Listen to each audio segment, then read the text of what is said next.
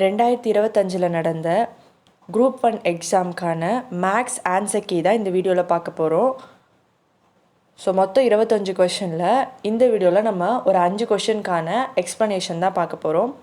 So first அந்த 5 question என்னென்னு பார்த்துடலாம். So this is the first question and the second question. So இதுதான் second question. So third question இது. This the fourth question.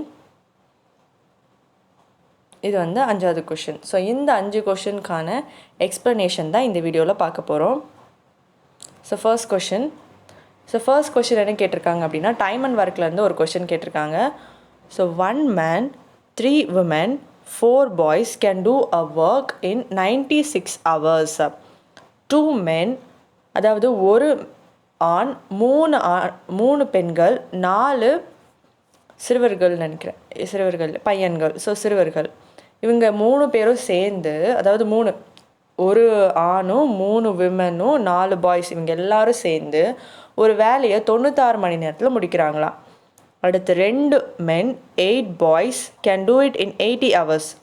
இப்போது 2 மென்னும் 8 பாய்ஸும் சேர்ந்து 80 மணி நேரத்தில் ஒரு வேலையை முடிக்கிறாங்க.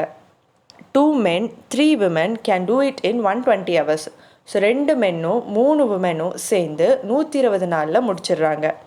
5 men 12 boys can do it in. So 5 மென்னும் 12 பாய்ஸும் சேர்ந்து எவ்வளோ மணி நேரத்தில் முடிப்பாங்க அப்படின்றது தான் இந்த கொஷின்.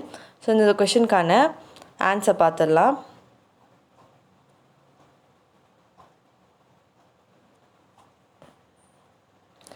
ஸோ ஃபர்ஸ்ட் என்ன கொடுத்துருக்காங்க அப்படின்னா, மென் விமென் பாய்ஸ்ன்னு கொடுத்துருக்காங்க. ஸோ அதை நான் என்ன பண்ணிக்க போகிறேன் அப்படின்னா, கொஞ்சம் ஈஸியாக நமக்கு வந்து மேக்ஸ் போகிறதுக்காக எக்ஸ் ஒய் இசட்னு நான் எடுத்துக்க போகிறேன். ஸோ ஃபஸ்ட்டு ஸ்டேட்மெண்ட் என்ன கொடுத்துருக்காங்க, 1 men, ஸோ 1, 3 women, ஸோ 3 போட்டுக்கிறேன், 4 boys இவங்கெல்லாம் சேர்ந்து 96 மணி நேரம் வேலை செய்கிறாங்க. அடுத்து 2 men 8 boys சேர்ந்து 80 மணி நேரம் வேலை செய்கிறாங்க. அடுத்து 2 men 3 women சேர்ந்து 120 hours ஒர்க் பண்ணுறாங்க. 5 men 12 boys சேர்ந்து எவ்வளோ மணி நேரம் ஒர்க் பண்ணுவாங்க. இதுதான் வந்துட்டு கொஷின். ஸோ இப்போ என்ன கொஷினில் கொடுத்துருக்காங்க அதை நம்ம எடுத்து எழுதியாச்சு. ஸோ இதை நம்ம சால்வ் பண்ணோம் இல்லையா. ஸோ நம்ம அதுக்கேற்ற மாதிரி எழுதிக்க போகிறோம். ஸோ நம்ம என்ன சொன்னோம், மென்னை எக்ஸுன்னும் உமனை ஒய்னும் பாய்ஸை வந்து இசட்டுன்னு எடுத்துக்க போகிறோம். ஸோ அப்போ இந்த இடத்துல என்ன பண்ணால் 1x 3y 4z அந்த மாதிரி எடுத்துக்க போகிறோம். சரிங்களா. அப்போ 1xோ எக்ஸ்னே போட்டுக்கலாம், x + 3y 4 பாய்ஸ் இல்லையா. So 4z. ஸோ இது டைம் அண்ட் ஒர்க் அப்படின்றனால நம்ம 96ன்னு எழுதக்கூடாது, 1/96ன்னு எழுதணும். ஸோ அதுதான் கரெக்டு. ஸோ அடுத்து 2 men, ஸோ அப்போ 2x 8 boys 8z 80 hours, so 1/80. அடுத்து 2x, so 2x 3 women 3y and then 120 hours 1/120. So கொஷனில் கடைசி எனக்கு எடுத்திருக்காங்க 5 மென்னோ 12 பாய்ஸோ, ஸோ 5x 12z இவங்க தான் வந்து எவ்வளோ மணி நேரம் ஒர்க் பண்ணுவாங்கன்றது தான் கொஷின். இப்போ ஃபர்ஸ்ட் பார்த்தீங்க அப்படின்னா, ஈக்குவேஷன் 1 இருக்குது, ஈக்குவேஷன் 2 இருக்குது. இந்த 2 ஈக்குவேஷனும் நான் சால்வ் பண்ண போகிறேன். ஏன்னா அப்போ தான் வந்துட்டு நம்மளால் என்ன பண்ண முடியும், ஏதாவது எக்ஸ் ஒய் இசட் இதில் ஏதாவது ஒன்றத்தை வந்து நம்மளால் கண்டுபிடிக்க முடியும். ஒன்றும் இல்லை, இந்த மாதிரி 3 ஈக்குவேஷன் இருந்தால் என்ன பண்ணணும்னா, ஏதாவது 2 ஈக்குவேஷனை சால்வ் பண்ணும்போது நமக்கு ஒரு எக்ஸோ ஒய்யோ இசட்டோ யாரோ ஒருத்தர் கிடைப்பாங்க. அதை வந்துட்டு இன்னொரு ஈக்குவேஷனில் சப்ஸ்டியூட் பண்ணும்போது இன்னொரு வேல்யூ கிடைக்கும். ஸோ அந்த மாதிரி தான் இந்த ஈக்குவேஷன் கொடுத்தா நம்ம சால்வ் பண்ணணும். ஸோ அப்படி பார்க்கும்போது நான் ஈக்குவேஷன் 1யும் 2யும் எடுத்துக்க போகிறேன். ஏதாவது காமனாக வந்துட்டு டேர்ம்ஸை மாற்ற முடியுமான்னு பார்த்தா இங்கே 2x இருக்குது. அப்போ இந்த எக்ஸை 2xாக மாற்றணும் என்ன பண்ணணும், நான் 2ஆல் மல்டிப்ளை பண்ணணும். அப்போ ஈக்குவேஷன் 1 நான் 2ஆல் மல்டிப்ளை பண்ண போகிறேன் ஃபுல்லாக. ஸோ அப்போ இங்கே 2xன்னு வரும். ஸோ 2 ஓகே, இன்னும் கொஞ்சம் குட்டி பண்ணிக்கலாம். ஸோ 2xன்னு வரும் இல்லையா. ஸோ அப்போ இங்கே 2x ஈக்குவேஷன் 1 நான் 2ஆல் மல்டிப்ளை பண்ணிக்கிறேன். அடுத்து இங்கே 3yன்னு வரும் இல்லையா, அதை வந்து 2ஆல் மல்டிப்ளை பண்ணால் 3 2s are 6, ஸோ வந்து 6y. And then 4z 2ஆல் multiply பண்ணால் 8z. அப்போது 1/96ன்னு இருக்குது. இந்த 1/96 வந்துட்டு நான் 2ஆல் மல்டிப்ளை பண்ணேன் அப்படின்னா,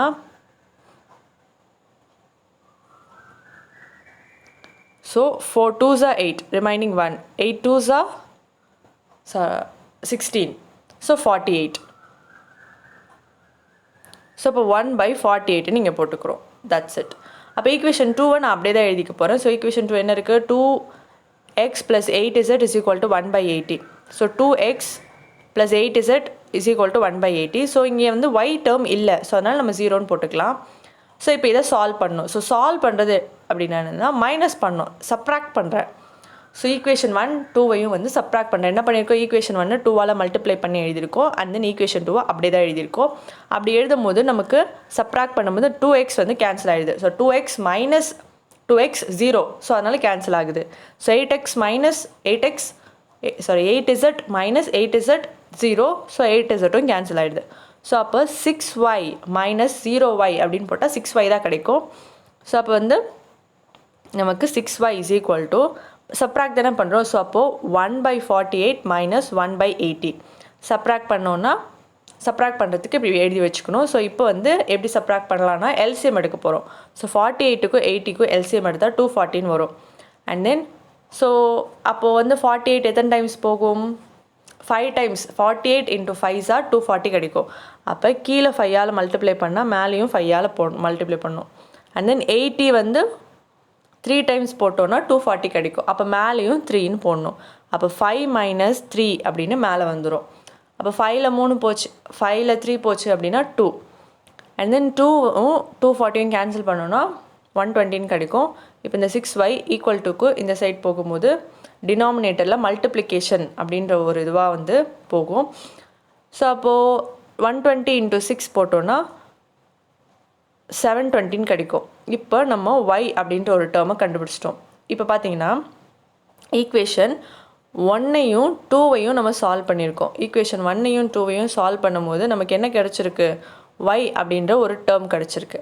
இப்போ இந்த y-ஐ இந்த 1 2 3 இந்த 3 ஈக்குவேஷனில் எதையாவது போட்டோம் அப்படின்னா நமக்கு வேறு ஏதாவது டேர்ம் கிடைக்குமா அப்படின்னு பார்த்தோன்னா, இப்போ இந்த ஈக்குவேஷன் 3ஐ பாருங்கள், இந்த இடத்துல y சப்ஸ்டியூட் பண்ணால் நமக்கு அப்போ x கிடைக்க சான்ஸ் இருக்குது. ஸோ அப்போ என்ன பண்ணலாம்? ஈக்குவேஷன் 3ஐ நான் முதல்ல இங்கே எடுத்து எழுதிக்கிறேன். ஸோ இப்போ இந்த இடத்துல y-க்கு பதில் 1/720 நான் போடுறேன். அண்ட் ரிமைனிங் டேர்ம்ஸில் அப்படியே தான் 2x 1/120லாம் எந்த சேஞ்சும் இல்லை, அப்படியே எழுதிக்கலாம். இப்போ இந்த 3x என்ன பண்ணலாம் அப்படின்னா = 2க்கு இந்த சைடு நான் எடுத்துகிட்டு போகிறேன். அப்போ என்ன ஆகும்? இந்த ப்ளஸ் வந்துட்டு மைனஸாக மாறும். ஓகே, நெக்ஸ்ட்டு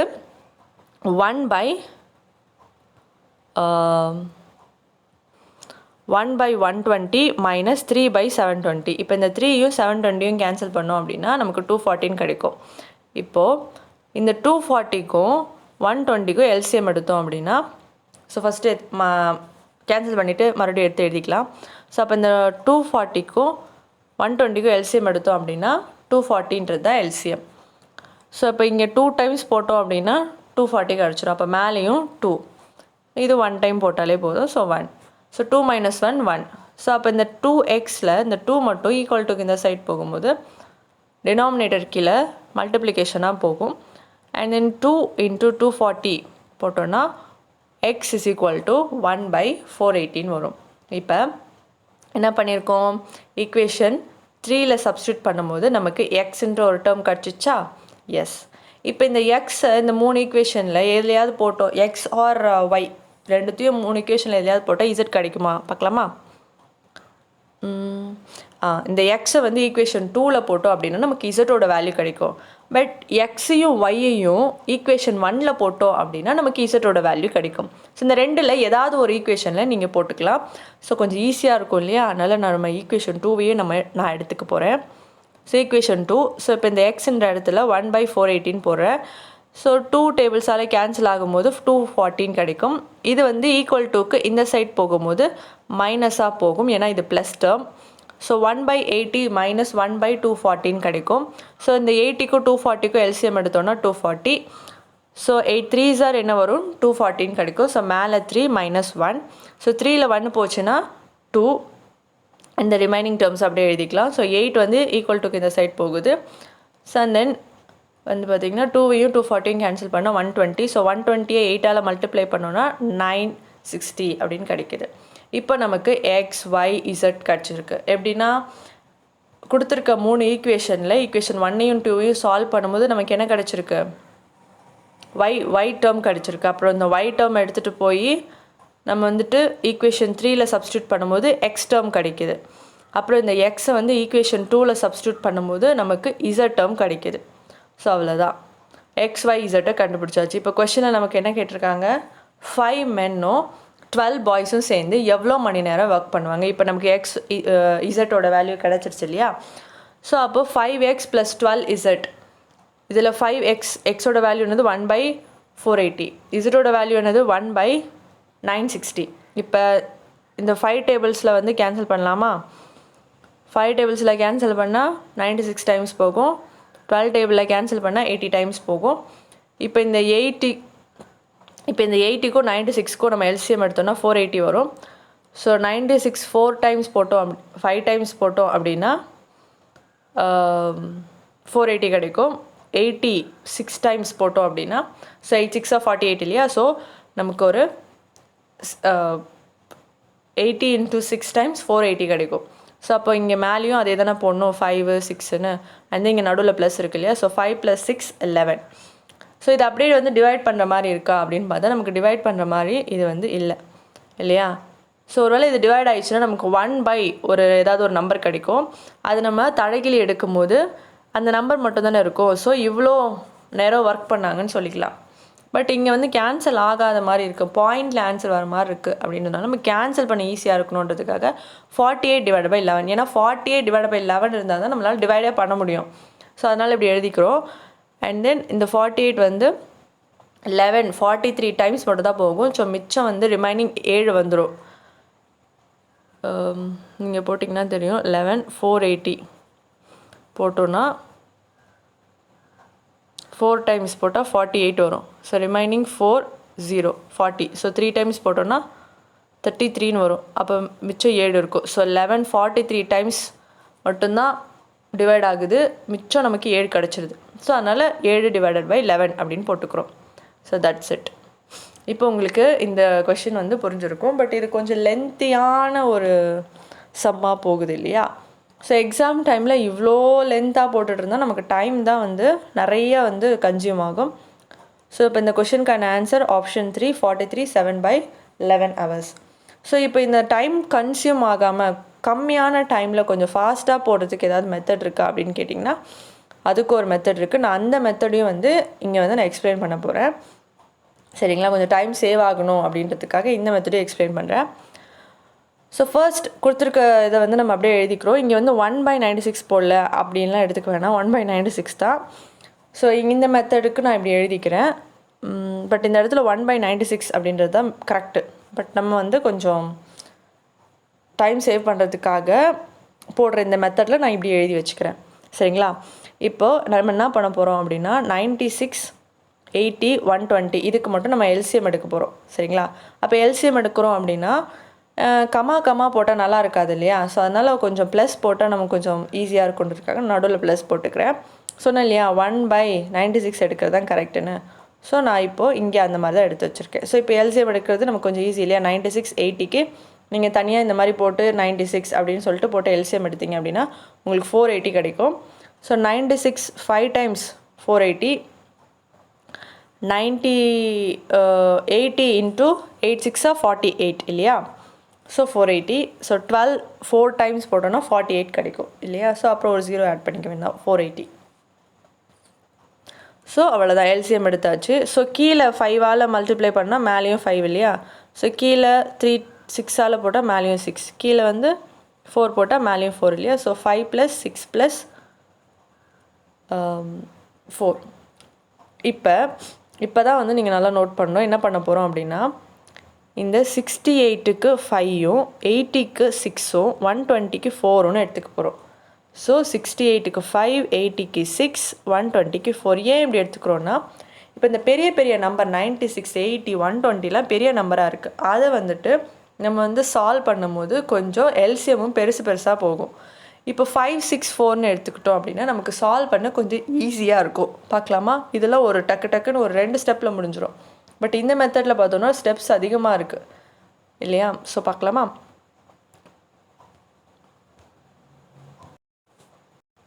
ஸோ இதில் சேம் அங்கே பார்த்து அதே தான் ஈக்குவேஷன் 1 and 2 சால்வ் பண்ணுறோம். ஈக்குவேஷன் 1 and 2ஆல் மல்டிப்ளை பண்ணுறோம்.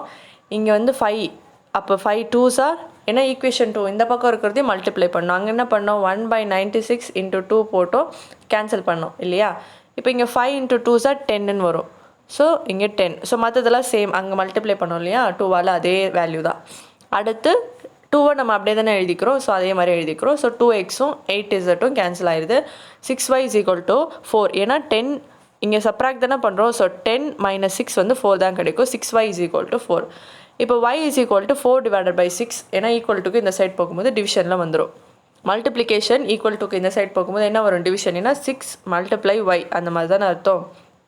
ஓகே, ஸோ இதை வந்து கேன்சல் பண்ணோன்னா 2/3 வரும். ஸோ ஒய்யோட வேல்யூ 2/3. ஸோ எவ்வளோ ஈஸியாக பார்த்தீங்களா, 2 ஸ்டெப்பில் ஆன்சர் வந்துச்சு. நம்ம எல்சிஎம் எதுவுமே எடுக்க தேவையில்லை.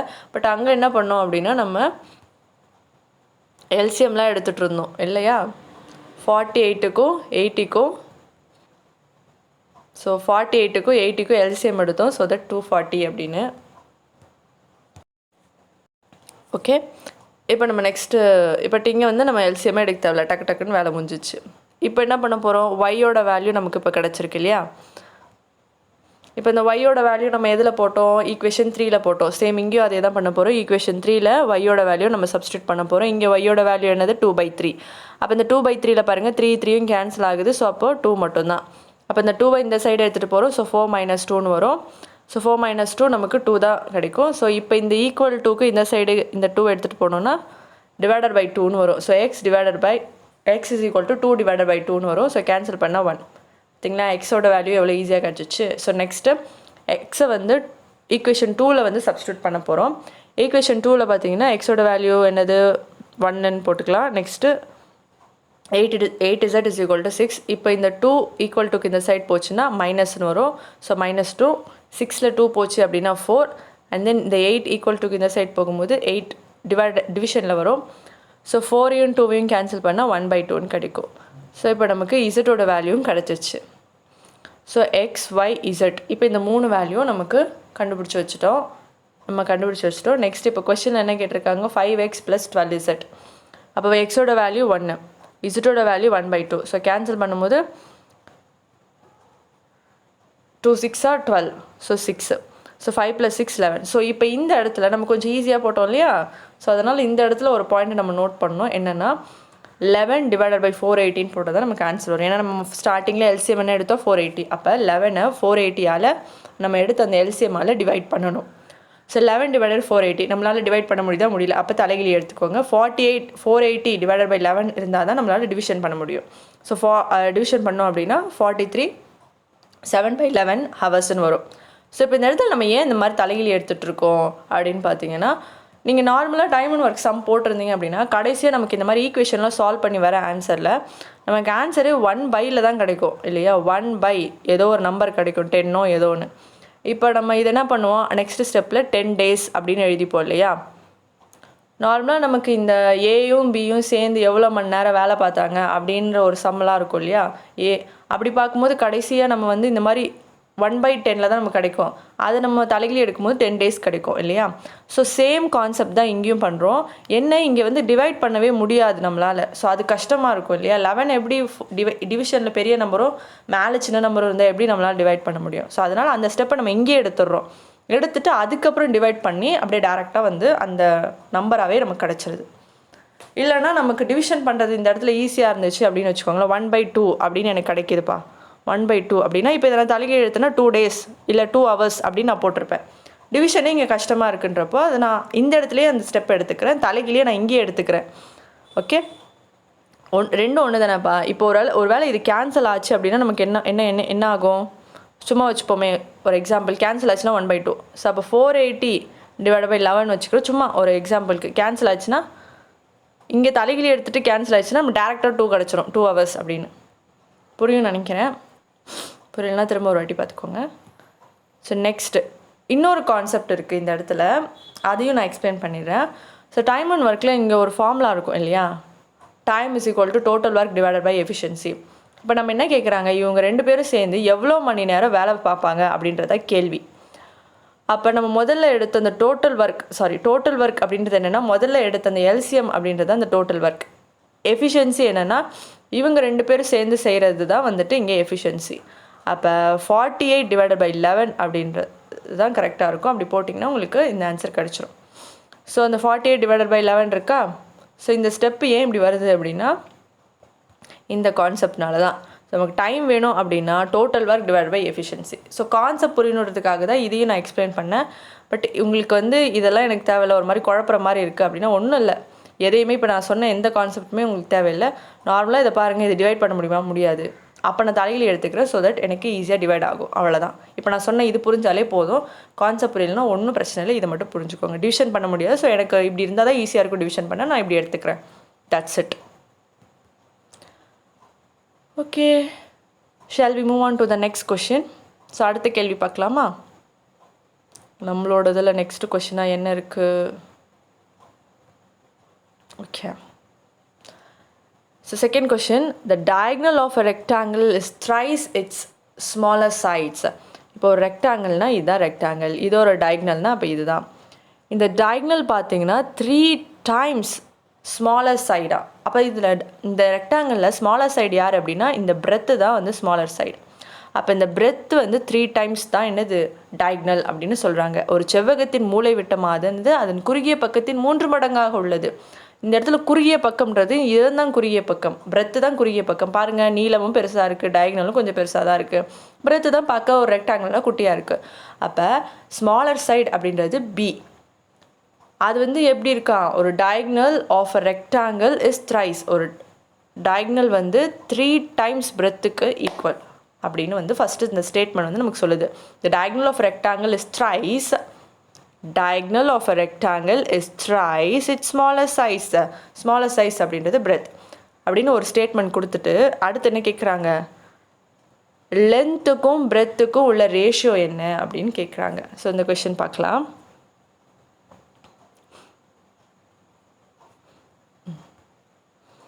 ஸோ இது வரைக்கும் பார்த்தாச்சு இல்லையா. So diagonal is equal to 3b.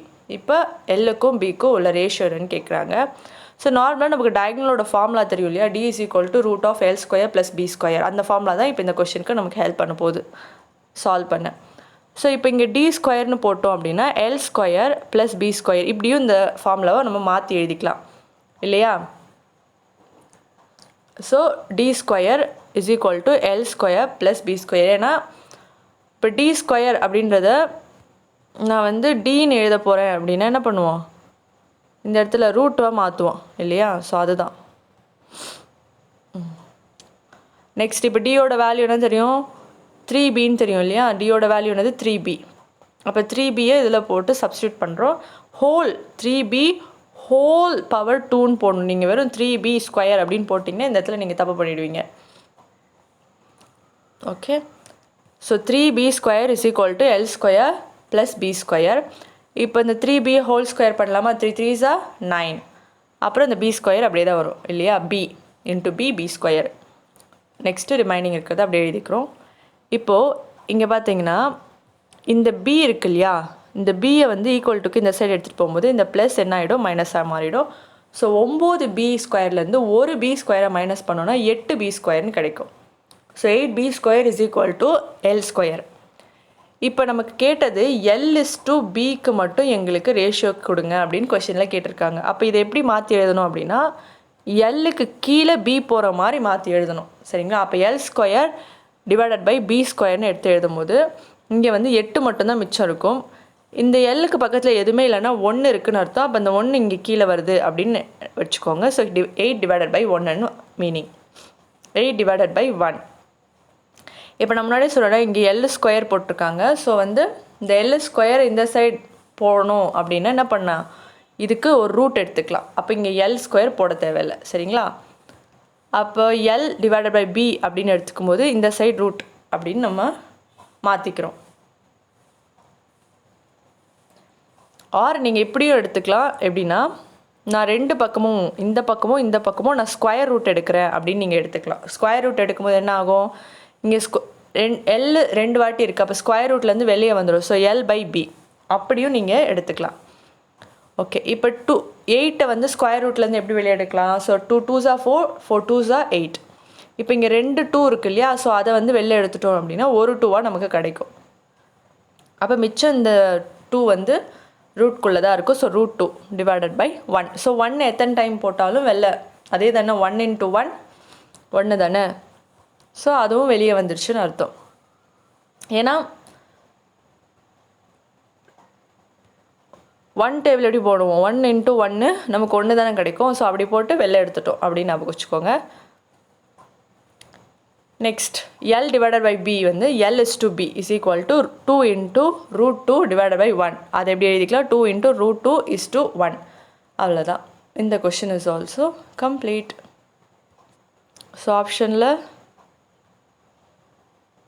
Option D is the right answer.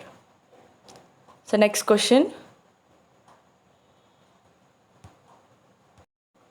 So அடுத்த கொஷின் பார்த்தீங்கன்னா, in a dice 2 is adjacent to 3, 5, 6. அப்போ ரெண்டுக்கு வந்து பக்கத்தில் adjacent அப்படின்னா பக்கத்தில் இருக்கிறதுன்னு அர்த்தம். ஸோ ரெண்டுக்கு பக்கத்தில் என்ன நம்பர்ஸ் இருக்குன்னா 3, 5, 6 எல்லாம் இருக்காங்களாம். தென் which of the following is necessarily true. So அப்போ கீழே கொடுத்துருக்க 4 ஆப்ஷனில் எது கரெக்டு அப்படின்னு கேட்குறாங்க. பட் இந்த 4 ஆப்ஷனுமே கரெக்டு தான். இந்த 4 ஆப்ஷனும் பார்த்தீங்கன்னா இவங்க கொடுத்த ஸ்டேட்மெண்ட்டுக்கு கரெக்டாக இருக்கிற மாதிரி இருக்கும். பட் எது பர்ஃபெக்டாக கரெக்டு, மற்றதெல்லாம் கரெக்டு பட் ஓகே, அது இல்லைனாலும் ஓகே, பட் இந்த ஒரு லைன் மட்டும் கரெக்டாக இருந்தால் தான் இந்த 3, 5, 6 எல்லாம் அதுக்கு பக்கத்தில் இருக்கிறதுக்கு சான்ஸ் இருக்குது. இந்த ஒரு ஸ்டேட்மெண்ட் மட்டும்தான் நெசசரி. பாருங்கள், இந்த வேர்டு நெசசரிலி கரெக்ட், உறுதியான உண்மைன்னு கேட்டிருக்காங்க. 4மே உண்மை தான், பட் பர்ஃபெக்டாக அடித்து சொல்லணும். இந்த ஒன்று வந்து டெஃபினட்டாக இது இருந்தால் தான் இந்த கொஷின், இந்த ஸ்டேட்மெண்ட்டே வந்து உண்மை அப்படின்ற மாதிரி ஒரு ஆப்ஷன்னா அது ஒரு ஆப்ஷன் இருக்குது. அது என்னென்னு பார்க்கலாம். மித்த 4மே கரெக்டு தான். ஃபார்ம் என்ன எடுத்து 4மே கரெக்டாக தான் கொடுத்துருக்காங்க. பட் எது நெசசரிலி கரெக்டுன்னு தான் கொஷினு. சரிங்களா, பார்க்கலாம் இந்த கொஷினை. ஸோ 2க்கு பக்கத்தில் 3, 5, 6 இவங்கெல்லாம் இருக்காங்க. அப்போ இந்த 3, 5, 6, 2 இதை தாண்டி வேறு என்ன நம்பர்ஸ்லாம் டைஸில் இருக்கும், 1லேருந்து 6 வரைக்கும் இருக்கும். அப்போ மிச்சம் என்ன நம்பர் விடுபட்டிருக்கு, 1, அப்புறம் 2, 3 இருக்குது, 5 இருக்குது, ஸோ 4. இந்த 1, 4 மட்டும்தான் இந்த இவங்க கொடுத்த இதில் இல்லை. அப்போ இந்த 1, 4 வச்சு தான் நமக்கு வந்து ஆன்சரே. ஸோ ஆப்ஷனில் என்ன இருக்குதுன்னு பார்க்கலாமா. ஸோ முதல்ல இதை எழுதிக்கலாம். இப்படி ஒரு டைஸ் மாதிரி அழகாக வரைஞ்சிட்டு எழுதிக்கிட்டோன்னா இன்னும் கொஞ்சம் ஈஸியாக நமக்கு புரியும். ஸோ டைஸ் வரைஞ்சிட்டு 2க்கு பக்கத்தில் 3, 5, 6 இருக்கா. அப்போ நான் 2க்கு பக்கத்தில் 3, 5, 6 எல்லாம் இந்த பக்கம் எழுதிக்கிறேன். நீங்கள் எப்படி வேணால் எழுதிக்கலாம். இந்த சைடும் எழுதிக்கலாம். இங்கே ஒரு 3 போட்டுக்கலாம், இங்கே 4 போட்டுக்கலாம், இங்கே 5 போட்டுக்கலாம், இங்கே 6 போட்டுக்கலாம். ஸோ நம்ம எழுதுறது தான் பக்கத்தில் இருக்கணும், அவ்வளோதான். பக்கத்துலனா எங்கே இருந்தால் பக்கம், இந்த இங்கே ஒரு பக்கம், இங்கே ஒரு பக்கம், இந்த பக்கம் ஒரு பக்கம், இந்த பக்கம் ஒரு பக்கம், இந்த 4 பக்கத்தில் எங்கே வேணால் நீங்கள் மாற்றி மாற்றி எழுதிக்கலாம். அதில் எந்த பிரச்சனையும் இல்லை. அப்படி மாற்றி மாற்றி எழுதும் போது 2 இடம் மட்டும் நமக்கு மிச்சம் இருக்கும். ஏன்னா ஒரு டைஸ்லேயே மொத்தம் 6 இடம் தான். அதில் வந்து மொத்தம் இங்கே இந்த நம்பர்ஸ்லாம் போட்டோன்னா 4 இடம் ஃபில்லு, மிச்சம் 2 இடம் இருக்கும். அந்த 2 இடம் ஒன்று இங்கே இருக்கும், இன்னொன்று இங்கே இருக்கும். எப்படி வேணால் மாற்றி போட்டுக்கோங்க. இந்த மாதிரி 2 இடம் நமக்கு மிச்சம் இருக்கும் இல்லையா. ஓகே, டைஸ் அழகாக வரைஞ்சிட்டோம். ஸோ இப்போ 2க்கு பக்கத்தில் 3, 5, 6 எல்லாம் இருக்காங்க.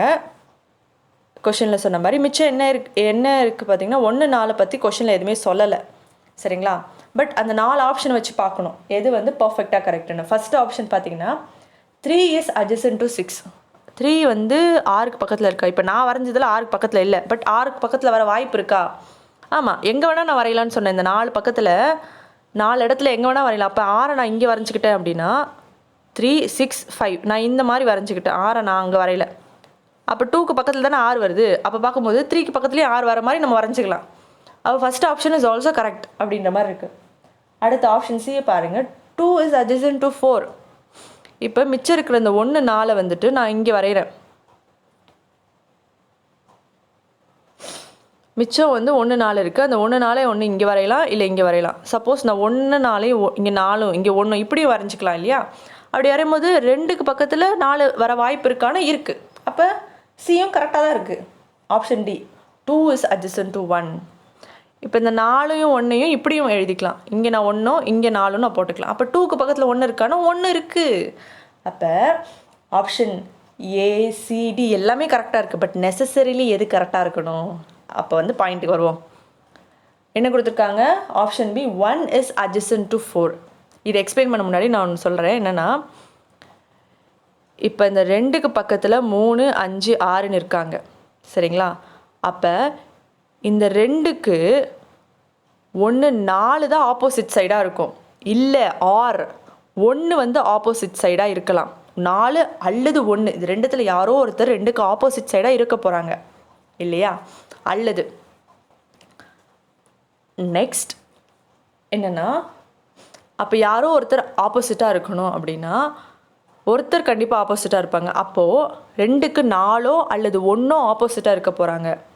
அப்போ இந்த 1 4 மட்டும் தனியாக நாங்கள் 2 பேரும் ஒரு ஆப்போசிட்டு அப்படின்னா இருக்க முடியாது இல்லையா? இப்போ 2க்கு 1 4 இப்போ 2க்கு ஆப்போசிட் 1 அப்படின்னா 1க்கு ஆப்போசிட் எப்படி 4 வரும்? வராதுல்ல.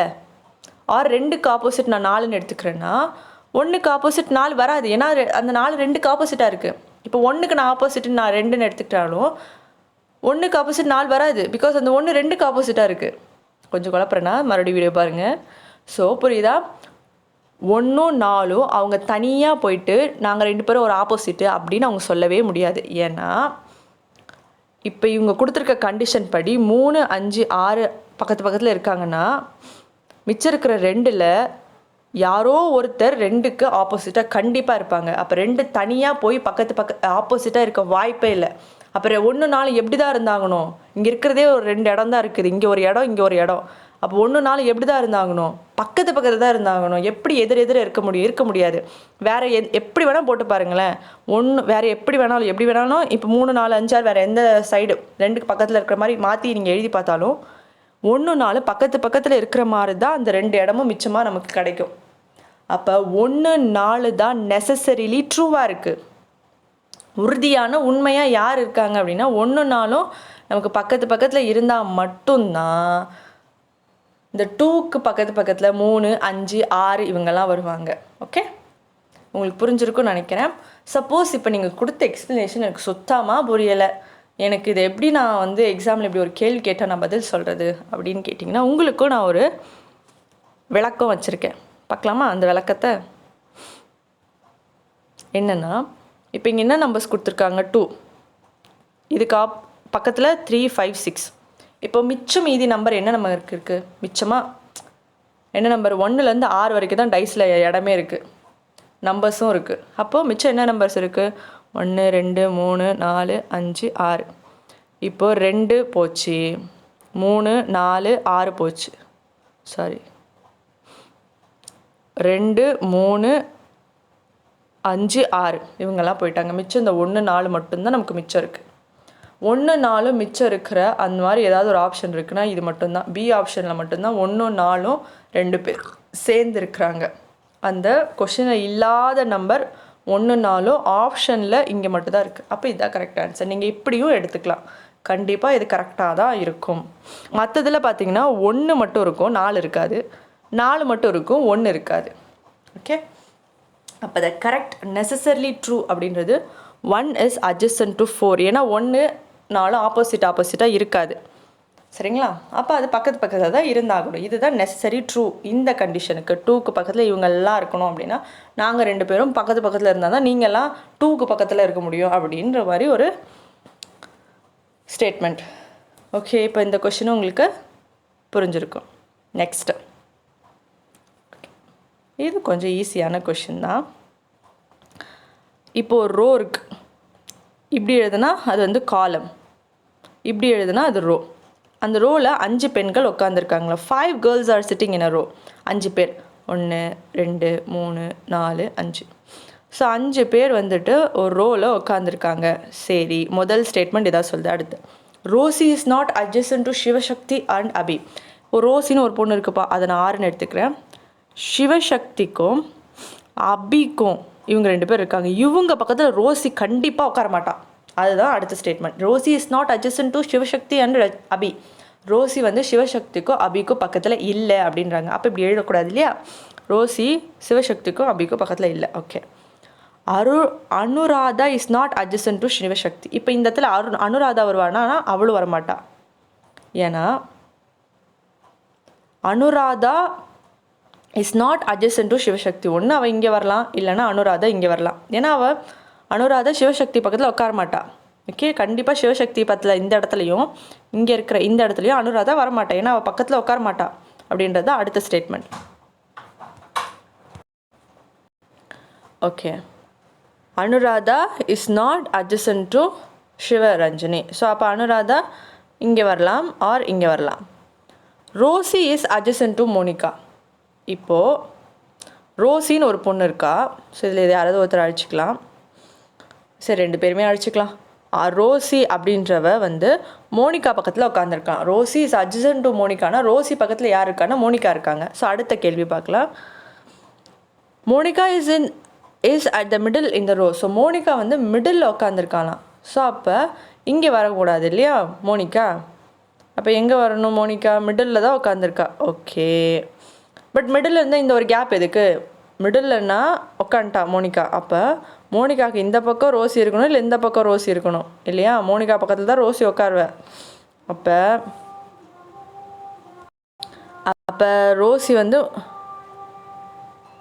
ரோசி வந்து மோனிகா பக்கத்தில் தான் உட்காந்துருப்பா இல்லையா? ஸோ அப்போ மோனிகா வந்து மிடில் தான் உட்காருவா. ஸோ அப்போ மிடில் உட்காருவானா அவளுக்கு பக்கத்தில் கண்டிப்பாக ரோசி வந்துடுவா. அப்போ எனக்கு மிச்சம் இந்த ஒரு இடம் மட்டும்தான் எனக்கு கேப் இருக்குது. அப்போ இந்த ஒரு இடத்துல யார் நான் ஃபில் பண்ண போகிறேன் அப்படின்னா அனுராதாவை ஃபில் பண்ண போகிறேன். இப்போ இந்த ஸ்டேட்மெண்ட் வந்து கரெக்டாக இருக்கா அப்படின்னு பார்க்கலாம். ஸோ ஆர்டர் எப்படி? Anuradha, Rosie, Monica, Sivasakthi, Abi. So first என்ன சொல்கிறாங்க? Rosie is not adjacent to Sivasakthi, Abi. So சிவசக்திக்கும் அபிக்கும் பக்கத்தில் ரோசி இருக்காளா? இந்த பக்கம் பாருங்கள், இல்லை. அந்த பக்கம் பாருங்கள், அங்கேயும் இல்லை. And then Anuradha is not adjacent to Sivasakthi. So Sivasakthi பக்கத்தில் அனுராதா இருக்காளா? இல்லை. அபியும் மோனிகாவும் தான் இருக்காங்க. ஸோ அனுராதா சிவசக்தி பக்கத்தில் இல்லை. ஸோ அடுத்த statement, Rousey is adjacent to Monica. Rosie பக்கத்தில் மோனிகா இருப்பாளாம். எஸ், ரோசி பக்கத்தில் மோனிகா இருக்கா. ஸோ மோனிகா இஸ் மிடில் உட்காந்துருக்கா Monica. Yes, of course Monica middle தான் இருக்கா. அப்போ அனுராதா பக்கத்தில் யார் இருக்கா அப்படின்றத கேள்வி. ஸோ அனுராதா பக்கத்தில் யார் இருக்கா? நம்ம ரோசி தான் இருக்கா. So option A is the correct answer. பார்த்துடலாமா? எஸ். ஸோ மோனிகா மிடில் இருப்பா, ரோசி மோனிகா பக்கத்தில் இருப்பா. ஸோ அப்போ சிவசக்தி அபி பக்கத்தில் கண்டிப்பாக ரோசி வரக்கூடாது. அது மாதிரி சிவசக்தி பக்கத்தில் அனுராதாவும் வரல. ஸோ உங்களுக்கு இந்த கொஷின் புரிஞ்சிருக்கும். நெக்ஸ்ட் கொஷின் போகலாம். இந்த வீடியோவில் லாஸ்ட்டு கொஷின், அதாவது 5th கொஷின்.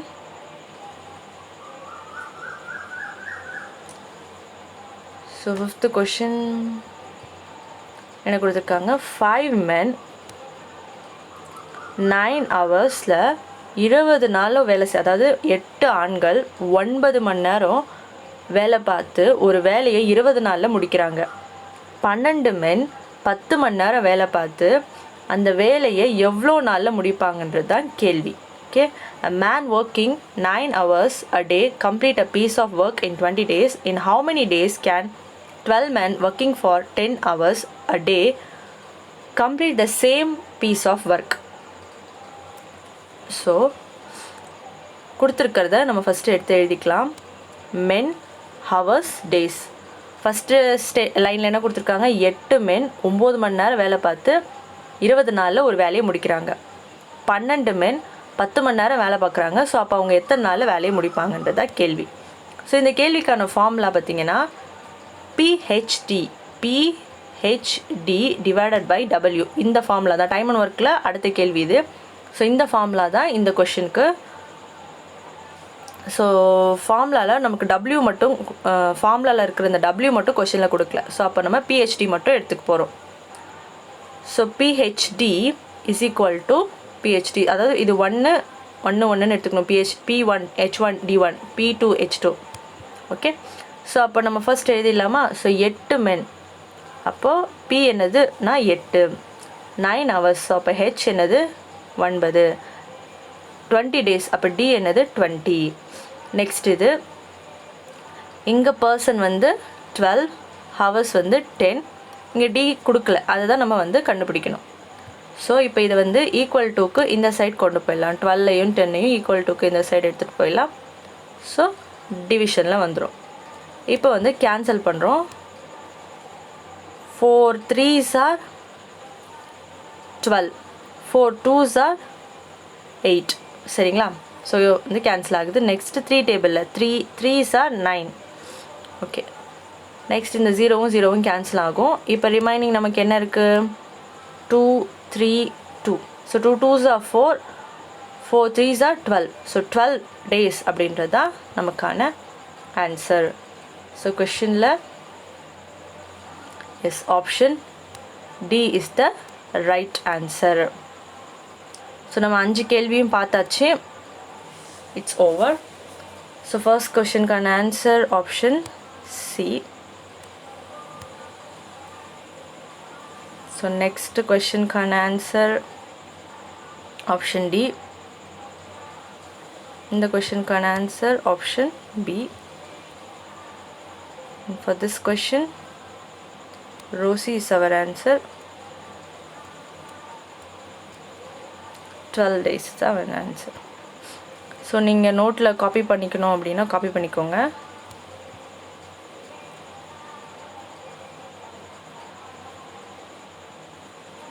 அப்படியே பொறுமையாக எடுத்துகிட்டு போகிறேன், நீங்கள் காப்பி பண்ணிக்கலாம். வீடியோ பாஸ் பண்ணிவிட்டு கூட நீங்கள் எழுதிக்கோங்க.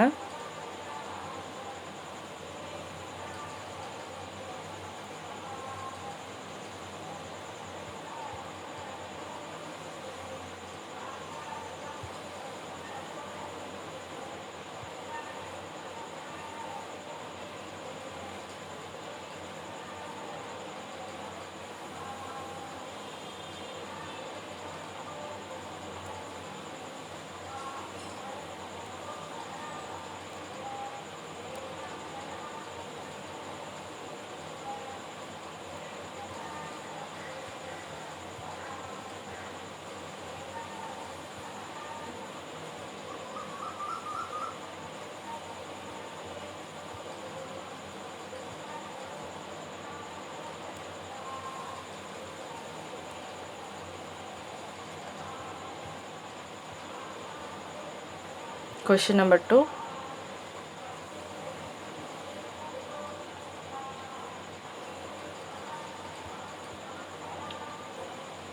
Question number 3. ஸோ இங்கே நான் எக்ஸ்ப்ளனேஷன் கொடுத்துருக்கேன், உங்களுக்கு வேணும்னா இந்த எக்ஸ்ப்ளனேஷன் எழுதிக்கலாம். ஸோ 2க்கு பக்கத்தில் 3 5 6 இருக்கிறாங்க. அப்போ மிச்சம் 1 4 தான் இருக்குது. அது 1 அல்லது 4 2க்கு ஆப்போசிட்டாக இருக்கும். ஸோ 1 4 அவங்களுக்குள்ளே தனித்தனியாக ஆப்போசிட்டாக இருக்க முடியாது. அப்போ 1 4 பக்கத்தில் தான் இருந்தாகணும். ஸோ இதுவும் வேணால் எழுதிக்கோங்க உங்கள் நோட்ஸில்.